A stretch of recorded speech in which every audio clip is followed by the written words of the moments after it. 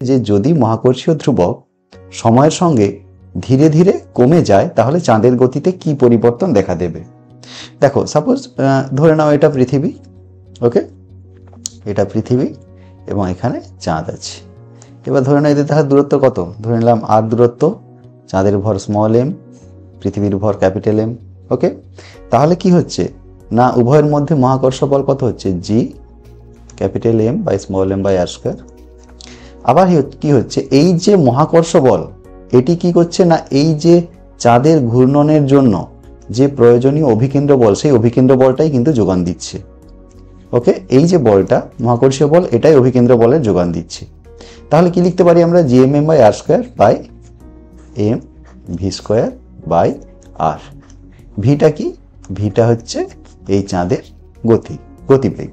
ওকে, তো এখান থেকে আমরা কি পাবো দেখো, v square equals to G M by r বা v equals to root over G M by r. দেখো এই যে চাঁদ যদি একটা আর বৃত্তপথে, আর ব্যাসার্ধের বৃত্তপথে পৃথিবীকে প্রদক্ষিণ করে তাহলে কি হচ্ছে, এখানে আর কনস্ট্যান্ট, কি আর ধ্রুবক, এবং পৃথিবীর ভরও ধ্রুবক, পৃথিবীর ভরও কি না ধ্রুবক। তাহলে এই ক্ষেত্রে আমরা বলতে পারি দেখো ভি ভ্যারিজেজ রুট ওভার জি, তাই তো, ভি ভ্যারিজেজ রুট ওভার জি। তার মানে কি না এই যে মহাকর্ষীয় ধ্রুবক, এই যে মহাকর্ষীয় ধ্রুবক এর সাথে কি রকম ভাবে পরিবর্তিত হচ্ছে না তার বর্গমূলের সঙ্গে সমানুপাতিক। তাহলে জি যদি সময়ের সঙ্গে সঙ্গে ধীরে ধীরে কমতে থাকে তাহলে কি হবে, ভিও কি হবে, কমবে, ভি কমবে। ওকে, বোঝা গেল? ঠিক আছে, চলো এরপর আসছি আমরা সেকেন্ড কোশ্চেনে। সেকেন্ড কোশ্চেন কি বলা আছে যে কৃত্রিম উপগ্রহে বস্তুর ওজন শূন্য বোধ হয় কেন, তা ব্যাখ্যা করো। ওকে, দেখো কৃত্রিম উপগ্রহে বস্তুর ওজন শূন্য বোধ হয় কেন। সাপোজ ধরে নিলাম যে এটা পৃথিবী, এখানে কৃত্রিম উপগ্রহ আছে। ওকে, এটা কৃত্রিম উপগ্রহ, এটা স্যাটেলাইটটা, তো এখানে কেউ ব্যক্তি বসে আছে, এই কি তার এমজি কাজ করছে। এখানে যদি অভিকর্ষীয় ত্বরণ জি ড্যাশ হয় তাহলে এটা এমজি ড্যাশ। ওকে, এবং তাহলে এদিকে কি কাজ করবে, প্রতিক্রিয়া বল আর। এখন ধরে নিলাম যে এটি কি না এই যে ভি বেগে ঘুরছে। তাহলে দেখো এই যে বস্তুর ওপর, এই যে এইখানে যে বস্তু বা মহাকাশচারী যিনি আছে তার উপর যে প্রতিক্রিয়া বল, যে লব্ধি বলটা হবে সেই লব্ধি বল কি করবে, তার ঘূর্ণনের জন্য প্রয়োজনীয় অভিকেন্দ্র বল যোগান দেবে। তাহলে আমরা কি লিখতে পারি দেখো, এম জি ড্যাশ মাইনাস আর, অর্থাৎ এইদিকে যে লব্ধি বলটা এম জি ড্যাশ মাইনাস আর, সেই লব্ধি বলটার জন্যই কি হবে, এই বস্তু ঘুরতে থাকবে, তার জন্য প্রয়োজনীয় অভিকেন্দ্র বলের যোগান হবে, অর্থাৎ M V square by R. Okay, suppose এটা আমরা 1 নম্বর ইকুয়েশন ধরলাম। এবার ধরে নাও যে এখন এম ভরের যখন কৃত্রিম উপগ্রহ, এবার কৃত্রিম উপগ্রহ ভরটা এম, দেখো এ কারো ওপর নেই মানে এ প্রতিক্রিয়া বল পাবে না, তাই তো, এ কি প্রতিক্রিয়া বল পাবে, কারণ এর যদি গতি বিবেচনা করা হয় এ কেবলমাত্র কি হবে না এর ওজনজনিত বা মহাকর্ষজনিত যে বল সেটি কি হবে এম জি ড্যাশ, এবং এটি কি করবে, একে ঘূর্ণনের জন্য প্রয়োজনীয় অভিকেন্দ্র বল যোগান দেবে। তাহলে m V square by r. তাহলে এখান থেকে কি লিখতে পারি, এখানে g dash equals to v square by R. Okay, তাহলে এই g dash equals to v square by r, এটা যদি আমরা এখানে পুট করি 1 নম্বরে, তাহলে এই 1 নম্বর থেকে আমরা কি পাবো না দেখো এই এম, এবার জি ড্যাশ এর মানটা কত দেখো, এই g dash v square by r minus r equals to m V square by r. আচ্ছা তাহলে দেখো তো এবার এটা কেটে যাবে, তাহলে আমরা কি হবে r equals to 0। Okay, r equals to 0 মানে কি, তাহলে প্রতিক্রিয়া বল নেই, কি তাই তো, এখানে প্রতিক্রিয়া বল 0। তাহলে প্রতিক্রিয়া বল যদি 0 হয় নিউটনের তৃতীয় গতি সূত্র অনুযায়ী কি হবে, তাহলে ক্রিয়া বলও 0, তাই তো, ক্রিয়া বলও 0। ওকে, দেখো তাহলে ক্রিয়া বল যদি 0 হয়, এখানে দেখো এর ক্রিয়া বল প্রতিক্রিয়া বল 0, আর ইকুয়ালস টু 0, তাহলে প্রতিক্রিয়া বলও কি হচ্ছে, এটা শূন্য। অর্থাৎ এখানে এই যে mg ড্যাশড এটা তখন কি হয়ে যাচ্ছে, এটা তখন ভারহীন মনে হচ্ছে।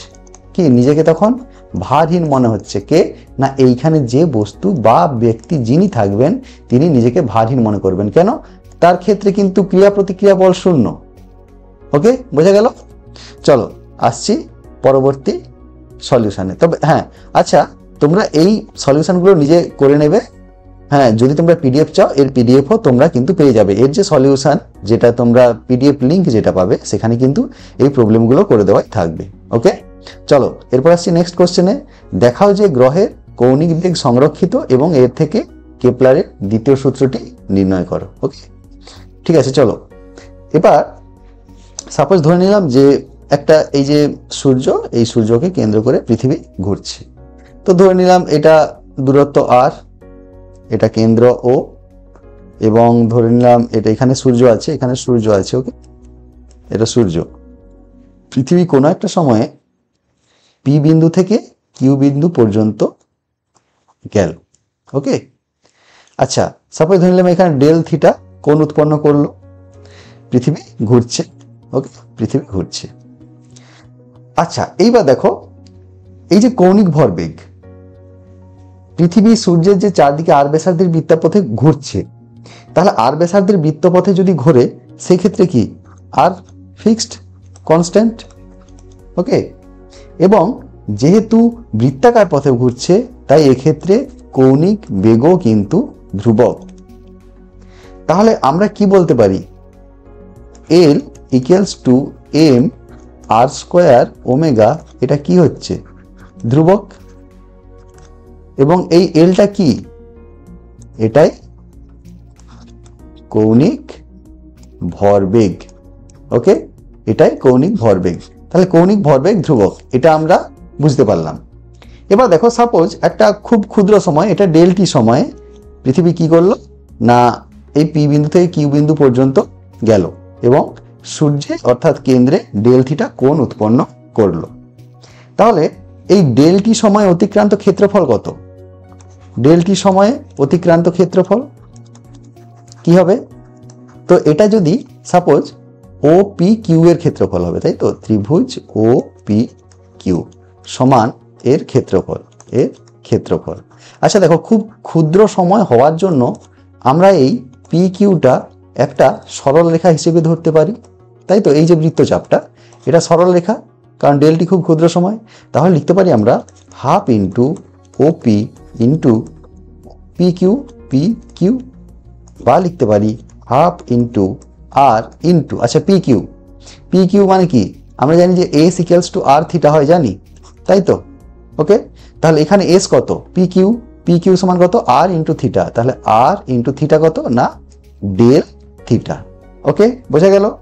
তাহলে আমরা লিখতে পারি half r square del theta. তো এখন এটা ডেল টি সময়, তাহলে আমরা যদি এটা একক সময়ে ধরি, কি তাই তো, এটা যদি আমরা একক সময়ে ধরি, একক সময় অতিক্রান্ত ক্ষেত্রফল কত হবে? Half r square del theta by del t. Okay, আচ্ছা এই যে del theta by del t এটা কি, এটাই তো কৌণিক বেগ ওমেগা, তাহলে half r square omega, half r square omega, এটা কি হচ্ছে ধ্রুবক।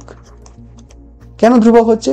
দেখো আমরা পেয়েছি কৌণিক ভরবেগ এম আর স্কোয়ার ওমেগা যদি ধ্রুবক হয়, কি তাহলে সেখান থেকে আমরা তো বলতে পারি আর স্কোয়ার ওমেগা ধ্রুবক, তাই তো, আর স্কোয়ার ওমেগাকে আমরা ধ্রুবক বলতে পারি। তাহলে এই যে একক সময়ে অতিক্রান্ত ক্ষেত্রফল ধ্রুবক, এটি কিসের সূত্র? এই যে একক সময় অতিক্রান্ত ক্ষেত্রফল ধ্রুবক, এটা কি সূত্র? এটাই তো কেপলারের কি দ্বিতীয় গতি সূত্র, তাই তো, কেপলারস সেকেন্ড ল অফ কি না planetary motion, second law of planetary motion. এটাই প্রুভ করার ছিল এবং এটা আমরা প্রুভ করলাম যে একক সময়ে অতিক্রান্ত ক্ষেত্রফল কি হবে, ধ্রুবক হবে। ওকে, তো চলো এর পিডিএফটা তোমরা পেয়ে যাবে। ওকে, চলো আসছি পরের কোশ্চেনে কি বলা আছে, সূর্যের চারিদিকে পৃথিবীর কক্ষপথ বৃত্তাকার ধরে নিয়ে প্রমাণ করো যে পৃথিবীর আবর্তনকালের বর্গ পৃথিবীর কক্ষপথের ব্যাসার্ধের ঘনফলের সমানুপাতিক। দেখো এটা তো জেনারেলি এটা কেপলারের তৃতীয় সূত্র, তাই তো? এটা কেপলার্স থার্ড ল, এটা খুব একটা ইম্পর্টেন্ট কোশ্চেন। এই কেপলার্স থার্ড লটা প্রায় তোমাদের পড়ে। আচ্ছা, এটা আমরা আগেই করেছি একটু আগে। দেখো সাপোজ ধরে নিলাম পৃথিবীর ভর এম, আর দূরত্বে কে আছে না কোনো গ্রহ আছে, তার হচ্ছে ভর স্মল এ ভি বেগে ঘুরছে। তাহলে আমরা লিখতে পারি এই যে অভিকর্ষ বল সেই হচ্ছে ঘূর্ণনের জন্য প্রয়োজনীয় অভিকেন্দ্র বলের যোগান দেবে। তাহলে আমরা লিখতে পারি কি G M m by r square equals to m V square by r. এখান থেকে আমরা কি বলতে পারি v square equals to G M by r, তাই তো? G M by r. আবার দেখো এবার যদি সূর্যের চারপাশে ঘুরতে মোট পর্যায়কাল টি হয়, কি না পর্যায়কাল যদি টি হয় তাহলে টি ইকুয়ালস টু কি হয় 2 পাই আর বাই ভি, কি তাই তো? তাহলে আমরা লিখতে পারি দেখো 2 পাই, আচ্ছা টি স্কোয়ার যদি হয় তাহলে 2 পাই আর বাই ভি এর হোল স্কোয়ার ইকুয়ালস টু কি হবে T square equals to 4 pi square r square into 1 by v square, বা T square equals to 4 pi square r square into 1 by v square. দেখো v স্কোয়ারের মান কত এইটা, তাহলে ভি স্কোয়ারের মান যদি আমরা এখানে বসাই 1 বাই ভি স্কোয়ার কি হবে আর বাই জি এম, বা লিখতে পারি T square equals to 4 pi square by G M into r cube. Okay, আমরা লিখলাম। আচ্ছা দেখো এই পার্টটা কি, এই পার্টটা ধ্রুবক। ওকে, এই পার্টটা ধ্রুবক বা কনস্ট্যান্ট আমরা বলছি। তাহলে এই পার্টটা যদি কনস্ট্যান্ট হয় আমরা লিখতে পারি টি স্কোয়ার ভ্যারিজেজ আর কিউব, কি তাই তো? টি স্কোয়ার ভ্যারিজেজ আর কিউব। এটা কি, এটাই হচ্ছে কেপলারের তৃতীয় সূত্র, কি কেপলার্স থার্ড ল। ওকে, বোঝা গেল? ওকে, চলো আসছি পরের কোশ্চেনে। একটা ভারী নক্ষত্রের চারদিকে একটি গ্রহ আর ব্যাসার্ধের বৃত্তপথে টি আবর্তনকাল নিয়ে ঘুরছে। আচ্ছা, একটু আগে কেপলারের তৃতীয় সূত্র প্রমাণ করেছি, এটা একটা তার অ্যাপ্লিকেশন বা এটা একটা তার কি বলে উপপাদ্য, যেরকম আমরা বলি সেরকম এক্সট্রা। তো সাপোজ নক্ষত্র ও গ্রহটির মধ্যে মহাকর্ষীয় বল 8⁻⁻5/2, তাহলে -5/2 এর সমানুপাতিক হলে লেখা যায় টি স্কোয়ার ভ্যারিজেজ r⁻x, x এর মান এখানে আমাকে নির্ণয় করতে হবে। এই জেই নিট, এমনকি আমাদের ডব্লিউবি জেইতেও এটা আগে অনেকবার পড়েছি। ওকে, চলো এটা একটা খুব ইম্পর্টেন্ট কোশ্চেন। তাহলে এটা আমরা কি লিখতে পারি, যেহেতু বলেছে দেখো এফ ভ্যারিজেজ r⁻5/2 এবং আমরা জানি এফ ভ্যারিজেজ কি না দুটো ভরের সমানুপাতিক, তাহলে এখান থেকে আমরা লিখতে পারি এফ ভ্যারিজেজ এম বাই r⁻5/2, বা লেখা যায় এফ সমান জি এম বাই r⁻5/2। ওকে, এটি কি হচ্ছে প্রয়োজনীয় অভিকেন্দ্র বলের যোগান দিচ্ছে m V square by r. তাহলে আমরা লিখতে পারি G M by r⁻5/2 equals to m V square by r.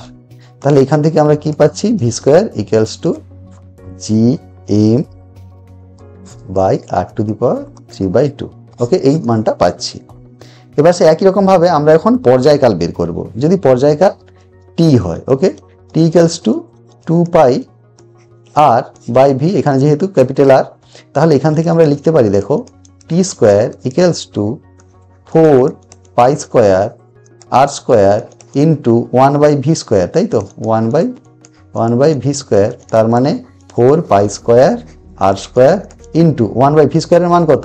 তাহলে 1 বাই ভি স্কোয়ার কি হবে এই জায়গাতে যদি আমরা বসাই, হবে দেখো r⁻3/2 বাই জি এম।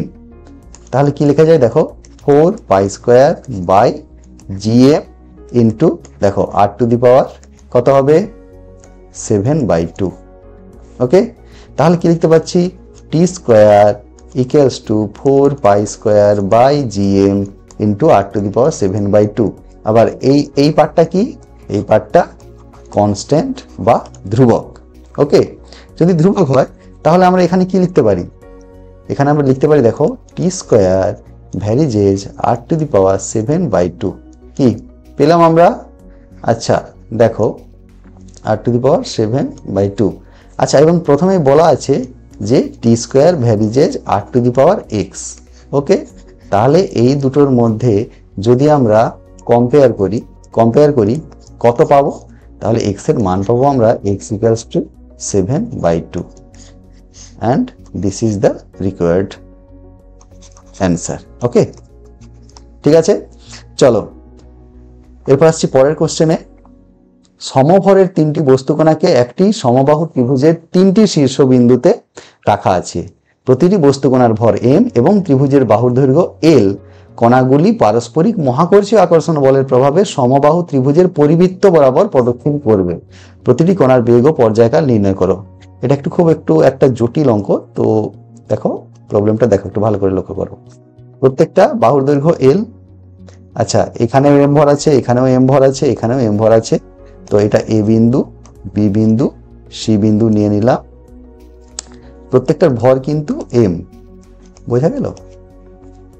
ওকে, চলো এবার কি করব আমরা, সাপোজ ধরে নাও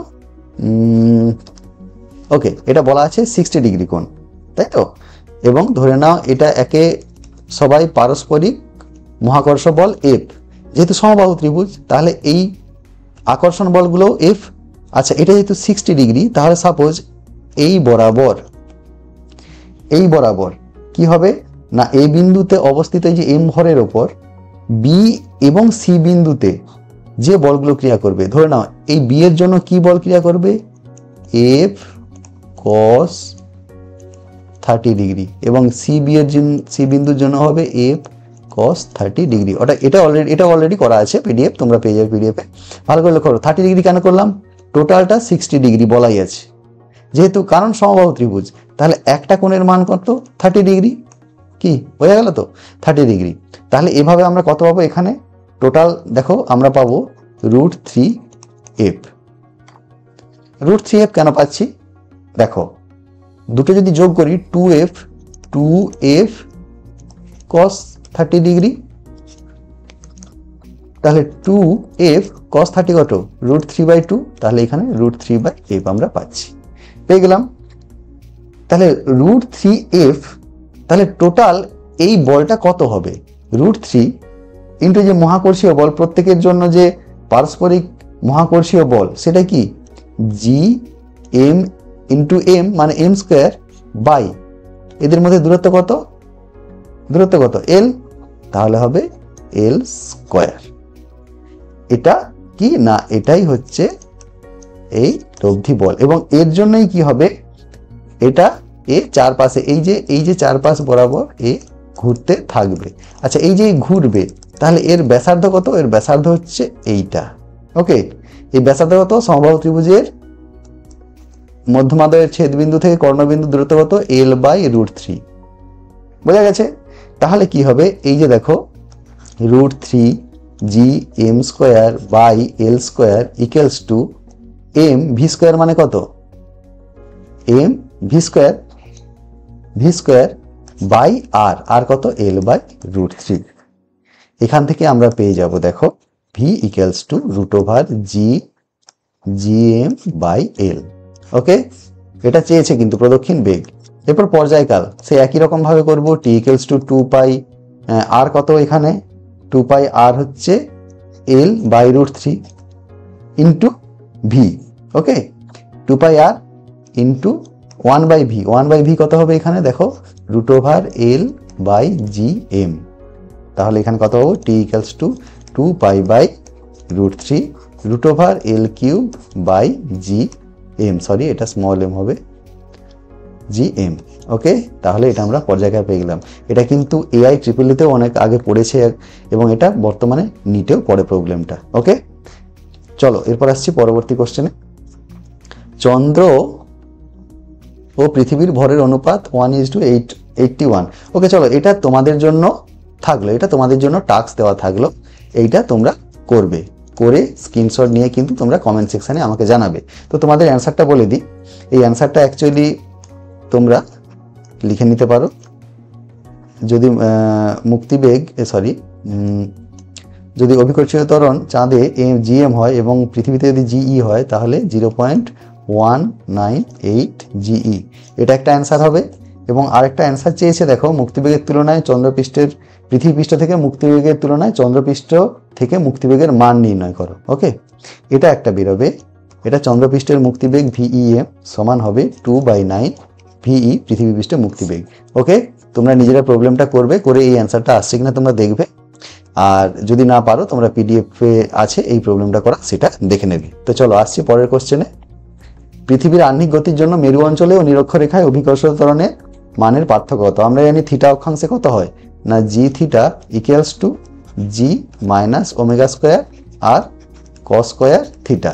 আচ্ছা, মেরু অঞ্চলে কি হবে? মেরু অঞ্চলে এই যে এইটা থিটাটা, এইটা থিটা। ওকে, এটা থিটা। তাহলে মেরু অঞ্চলে থিটার মান কত? 90 ডিগ্রি, তাই তো? cos 90 0। মেরু অঞ্চলে তাহলে কি হবে? G θ = G। আর এই নিরক্ষীয় অঞ্চলে কি হবে? থিটার মান 0 ডিগ্রি, তাই তো? তাহলে নিরক্ষীয় অঞ্চলে থিটার মান 0 ডিগ্রি হলে এটা হচ্ছে G θ পোলার, আর এটা G θ ইকুইটোরিয়াল। এখানে কত হবে? G - cos 0 কত হয়? 1, তাহলে ওমেগা স্কোয়ার আর। তাহলে আলটিমেট এই দুটোর মধ্যে পার্থক্য কত? ওমেগা স্কোয়ার আর, তাই তো? তো ওমেগা স্কোয়ার আর এর মান বসাও না, 2π/T হোল স্কোয়ার ইন্টু আর, এইটাই পার্থক্য, তাই তো? ওকে, 2π/T এর হোল স্কোয়ার বাই আর। তাহলে এখানে তোমরা বসিয়ে দাও মান 2π, টিটা হচ্ছে 86,400 সেকেন্ড একদিনের পর্যায়কাল। ওকে, আর এবং দূরত্ব কত আমরা জানি 6,400 কিলোমিটার।